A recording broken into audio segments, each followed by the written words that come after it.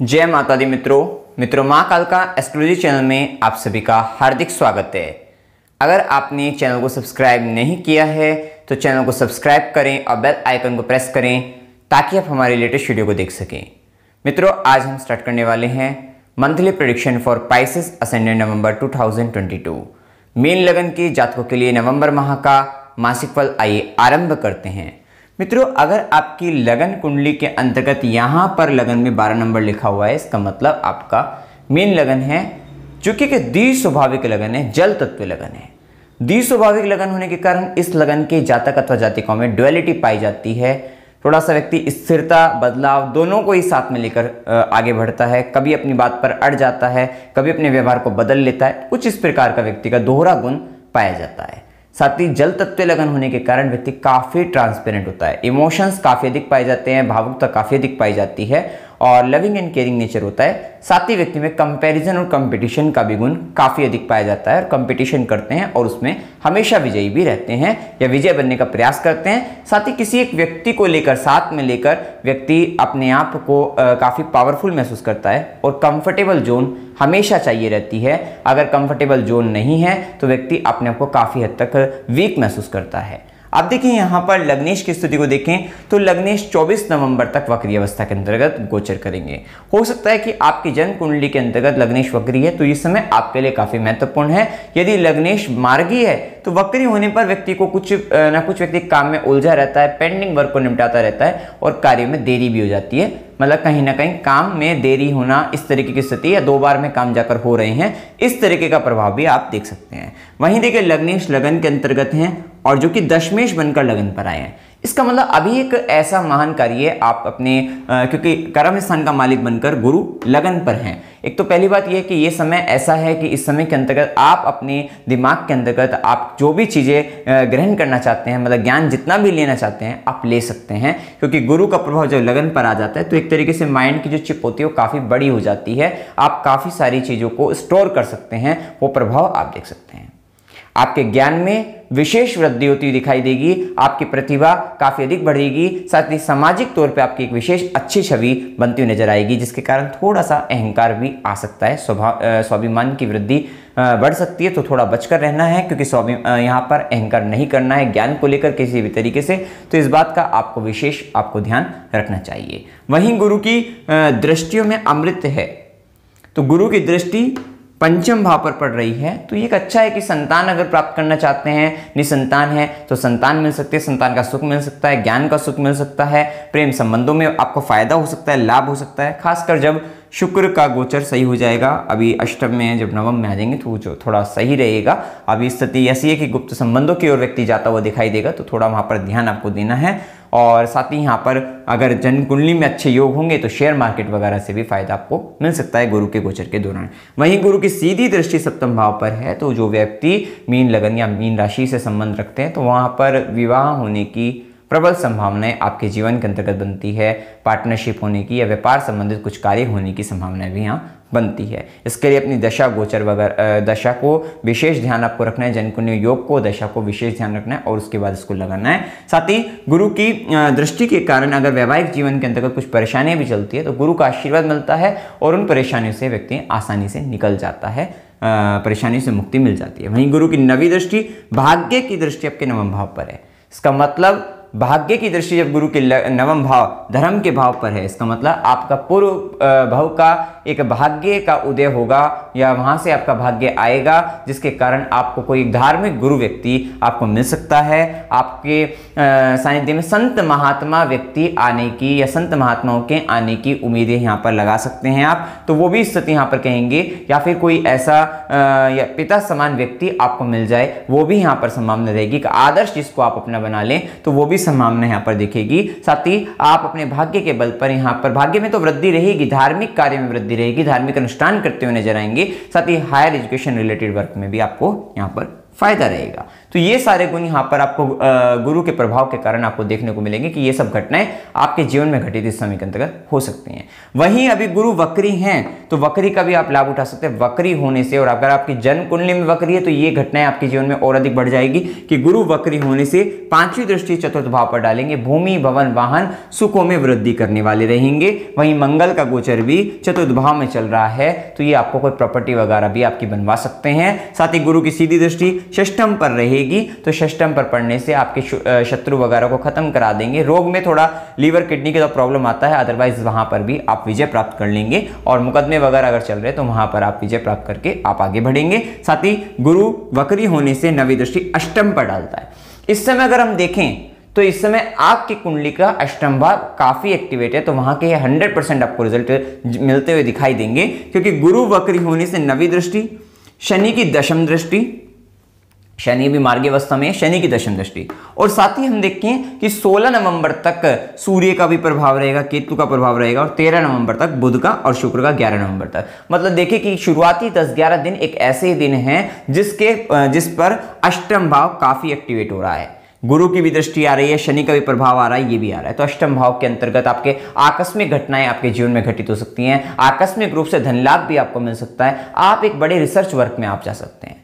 कोई बहुत सारी चीज को आप एनालिसिस कर रहे हैं, एनालाइज कर रहे हैं, रिसर्च कर रहे हैं, तो उन सब घटनाओं का घटित होना आपके जीवन में हो सकता है। साथ ही ससुराल पक्ष से संबंधित कुछ घटनाएं आपके जीवन में घटित होंगी और वहां से संबंधित आपके कर्म बढ़ते हुए दिखाई देंगे। तो वो सारे कार्य आप इस समय के अंतर्गत कर सकते हैं। कुछ छुपे हुए कार्य, कुछ ऐसा भी कार्य, कुछ गुप्त हो सकता है कि गुप्त विद्याओं का आपको ज्ञान मिले, आपको तंत्र मंत्र, ज्योतिष विद्या, पामिस्ट्री वगैरह, इन सब का भी ज्ञान, इस हस्तरेखा वगैरह का, इन सब का ज्ञान इस समय के अंतर्गत कहीं ना कहीं मिल सकता है। ये समय इन सब चीजों के लिए काफी अच्छा है। वहीं बुध का भी गोचर जो की है तो वो बहुत अच्छा यहाँ पर इन सब के लिए कहा जा सकता है। इसी के साथ देखिए शनि का जो प्रभाव अगर हम देखें तो शनि की दृष्टि को देखिए, शनि की तीसरी दृष्टि लगन पर है। अभी आप कहीं ना कहीं अपने व्यक्तित्व को बढ़ाने में लगे हुए हैं, उसके लिए संघर्ष आपका जारी है क्योंकि लगन पर आए हुए गुरु ने आपके स्वाभिमान को बढ़ा दिया है। आपको आपकी कह सकते हैं जो आपको ऊपर बढ़ने की जो क्षमता है आपके अंतर्गत, अपने व्यक्तित्व को उठाने की क्षमता है, उसके लिए एक इच्छा जागृत कह सकते हैं, या आपको महत्वाकांक्षी बना रहे हैं। वहीं शनि की तीसरी दृष्टि संघर्ष के साथ आप उस कार्य को पूर्ण करते हुए नजर आ रहे हैं, आप उसमें आगे बढ़ते नजर आ रहे हैं, तो वो भी स्थिति यहां पर कह सकते हैं। वहीं शनि का और गुरु का पंचम पर बढ़िया प्रभाव चल रहा है, तो यहां से भी संबंधित, क्योंकि दोनों का प्रभाव जब किसी भाव से जुड़ जाता है उस भाव के रिजल्ट बहुत ज्यादा मिलते हैं। तो पंचम भाव हो सकता है कि अगर आपकी मतलब अगर आप संतान प्राप्ति करना चाहते हैं और आपकी दशा भी उसी तरीके की चल रही है तो आपको संतान प्राप्त हो सकती है। हो सकता है कि आप ग्रेजुएशन वगैरह करना चाहते हैं और आपकी एज भी है और आपका मतलब इस तरीके से दशा वगैरह भी आपकी सही चल रही है, तो वहां पर एक अच्छी जगह जहां पर आप चाहते हैं वहां पर आपका एडमिशन हो सकता है, वो भी स्थिति कहेंगे। और प्रेम संबंध वगैरह भी बनते दिखाई देंगे, ये भी स्थिति यहां पर कहेंगे। शेयर मार्केट वगैरह से भी आपको लाभ मिल सकता है क्योंकि यहां पर देखिए आपके राहु धन भाव में है, वहीं शनि आपके लाभ भाव में है, कर्मेश का गोचर अच्छा हो रहा है, वहीं मंगल का भी गोचर आपका केंद्र त्रिकोण में ही केंद्र भाव में है, और तो ये एक स्थिति अच्छी यहां पर कही जाएगी। ये प्रभाव यहां पर देख सकते हैं। वहीं शनि की दशम दृष्टि जैसे कि हम बता ही चुके हैं आपको। अभी देखिए सूर्य का प्रभाव को जाने तो सूर्य षष्ठम भाव का स्वामी अष्टम होकर परिवर्तन राज्यों के साथ आएगा और यहां पर आपको आपके जो आपके इनलॉज है, ससुराल पक्ष के लोग हैं, वहां पर उनकी थोड़ी बातों को मानना पड़ेगा, उनको थोड़ा समझना पड़ेगा, उनके आदेशों का थोड़ा ऑर्डर को कोई हो सकता है कि किसी तरीके का दे तो उनको मानना पड़ेगा, उनके काम को आपको करना पड़ेगा। ऐसी स्थिति आपके जीवन में बनेगी। साथ ही आप अपने शत्रु पर विजय प्राप्त करते हुए नजर आएंगे। वहीं आपका सूर्य का जो गोचर रहेगा, जब तक सूर्य केतु के साथ हैं ये थोड़ा सा, क्योंकि यहाँ पर मंगल शुरुआती 13 नवंबर तक मिथुन राशि शत्रु राशि में चतुर्थ भाव में अपने से अष्टम जा रहे हैं, अपने से अष्टम जा रहे हैं। वहीं सूर्य जो कि पिता के कारक ग्रह हैं वो अष्टम भाव में सूर्य केतु के प्रभाव में है, तो थोड़ा पिता के स्वास्थ्य में हानि है, पिता को लेकर थोड़ा संघर्ष आ सकता है इस समय के अंतर्गत, तो वहां पर ध्यान आपको देना है। और जब तक बुध का भी गोचर रहेगा थोड़ा माता को भी रहेगा कष्ट, हो सकता है पिता के कारण माता को कष्ट बने, तो वो भी स्थिति आ सकती है जिसके कारण आपके जीवन में थोड़ा संघर्ष रहे, इस बात का आपको ध्यान रखना है। वहीं 16 नवंबर के बाद सूर्य का गोचर षष्ठेश बनकर सूर्य का गोचर नवम भाव में आ जाएगा, वो थोड़ा एक स्थिति ठीक हो जाएगी कि पिता के कारक सही वहां पे पिता सूर्य नवम भाव के अंतर्गत आएंगे, तो वहां पर धर्म के कार्यों में आपको फायदा लगेगा, आपको लाभ रहेगा, थोड़ा पिता और गुरु के स्वाभिमान में वृद्धि रहेगी, उनकी बातों को वहाँ पर ज़्यादा तो जो आपको देनी चाहिए देनी पड़ेगी आपको वहाँ पर, तो वो स्थिति वहाँ पर देखने को मिलेगी। साथ ही आपके यहाँ पे सूर्य की दृष्टि भी आपके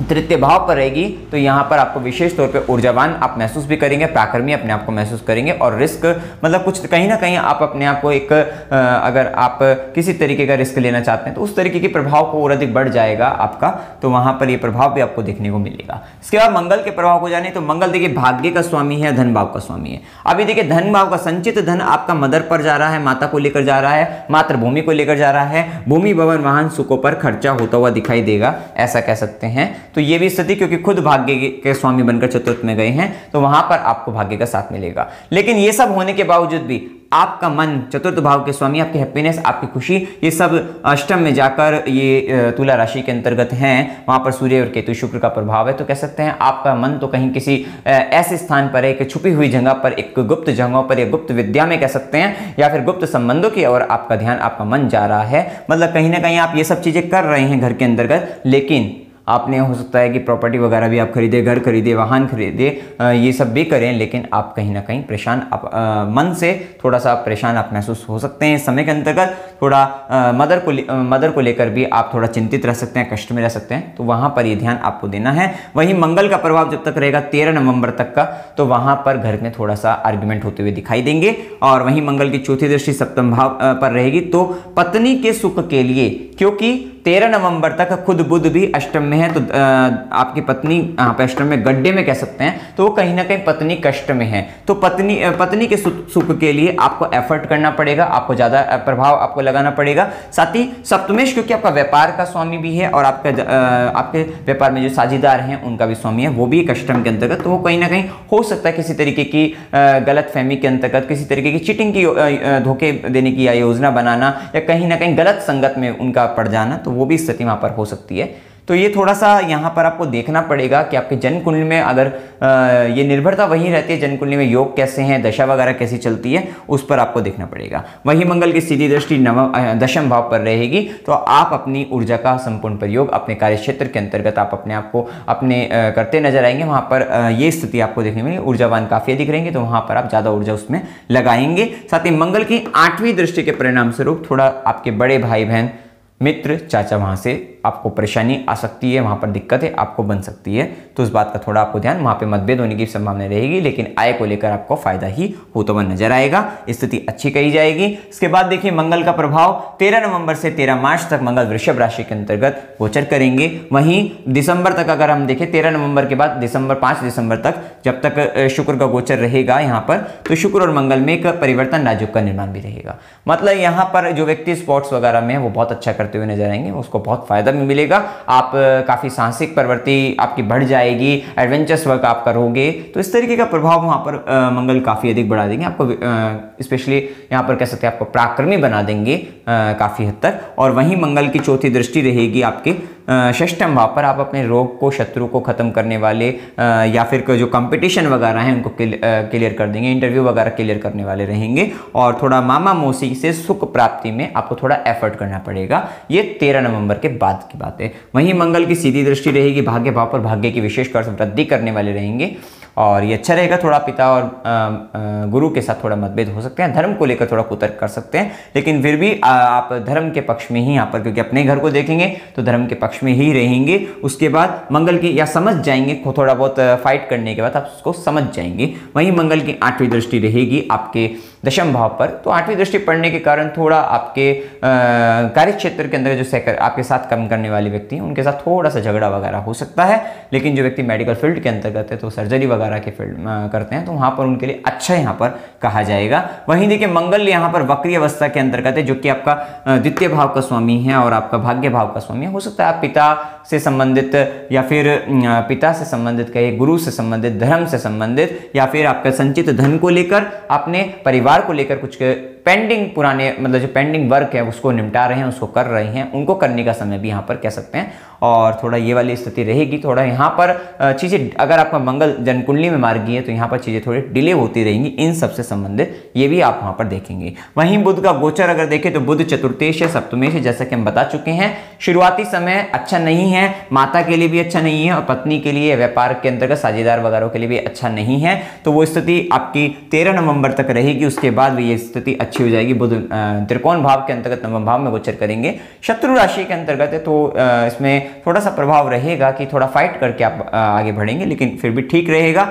यहाँ से अच्छा हो जाएगा कि पत्नी की हो सकता है तबियत खराब हो तो वहाँ पे तबियत में सुधार आ जाएगा, ऐसा कह सकते हैं। तो वो स्थिति अच्छी रहेगी और थोड़ा स्थान परिवर्तन की योग भी यहाँ पर बनते हुए देखने को मिलेंगे आपको। इसी के बाद देखिए शुक्र के प्रभाव को जाने तो शुक्र आपके तृतीयेश भी हैं और आपके अष्टमेश बनकर अष्टम भाव में गोचर करेंगे। देखिए यहाँ पर थोड़ा गुप्त संबंध बनने की और यहाँ पर उम्मीद यहाँ पर रहती है, दिखाई देगी। और वहीं पर शुक्र के प्रभाव के कारण अगर आपको थोड़ा शुक्र से संबंधित आपको दिक्कतें हैं, आपको हो सकता है शुगर से संबंधित परेशानी भी हो, तो थोड़ा वहां पर आपको संभल कर चलना है। और यहां पर वाहन चलाते वक्त भी आपको सावधान रहना है। शुरुआती 13 दिन तो आपको वाहन चलाते वक्त सावधान रहना है, क्योंकि देखिए शुक्र भी आपका अष्टम में आ गया है, स्वराशि है बेशक, लेकिन चतुर्थेश जो कि आपका वाहन है और वो गड्ढे में जा रहा है, तो थोड़ा आपको ध्यान देना है, वाहन चलाते वक्त आपको सावधान रहना है। वहीं शुक्र का गोचर नवम भाव के अंतर्गत गोचर करेंगे। यहाँ पर थोड़ा सा आप धर्म के केस में, ये 11 नवंबर के बाद थोड़ा धर्म के केस में आप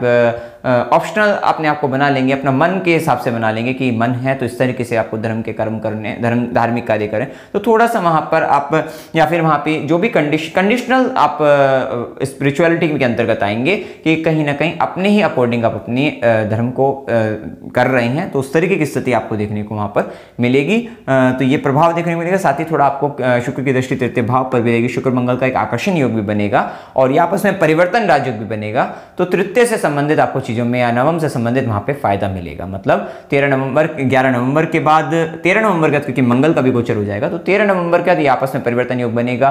तो इससे हो सकता है कि आपके भाग्य में भी वृद्धि लाएगा। ये आपकी छोटी छोटी यात्राएं जो आप करोगे उससे आपको बहुत फायदा मिलता हुआ नजर आएगा, ये कह सकते हैं। कम्युनिकेशन वगैरह, एडवर्टाइजमेंट से रिलेटेड अगर आप वर्क में हैं, सोशल मीडिया से अगर जुड़े हैं, विशेषकर अगर आप सोशल मीडिया से जुड़कर आप कुछ कर रहे हैं, तो टेक्निकल भी कुछ कर रहे हैं, तो टेक्निकल वर्क में भी वहां पर आपको लाभ मिलता हुआ आपको नजर आ रहा है। और अगर आप सॉफ्टवेयर फील्ड में, टेक्निकल फील्ड उसके अंतर्गत मतलब टेक्निकल फील्ड में सॉफ्टवेयर में है, तो वहां पर भी आपको विशेष लाभ आपको देखने को मिलेगा। ये फायदा आपको देखने को मिलेगा। वहां पर आप डिजाइनिंग वगैरह अच्छी करते हुए नजर आएंगे, क्रिएटिव चीजों का भी आपको वहां पे काफी फायदा मिलेगा। वहीं देखिए राहु केतु का प्रभाव, जैसा कि राहु द्वितीय भाव में चल रहे हैं और केतु अष्टम भाव में है, तो केतु अष्टम भाव में ससुराल पक्ष के व्यक्तियों से थोड़ा असंतुष्ट व्यक्ति रहता है और थोड़ा इंट्यूशन पावर आपकी अच्छी हो सकती है इस समय के अंतर्गत। और राहु का प्रभाव जब द्वितीय भाव में है तो देखिए दांतों से संबंधित परेशानी हो सकती है, झूठ बोल सकते हैं। परिवार के अंतर्गत अगर आप कुछ बात करते हैं तो वहां पे थोड़ा विवाद होने की संभावना को बढ़ा देता है, तो इस बात को आपको ध्यान रखना है। और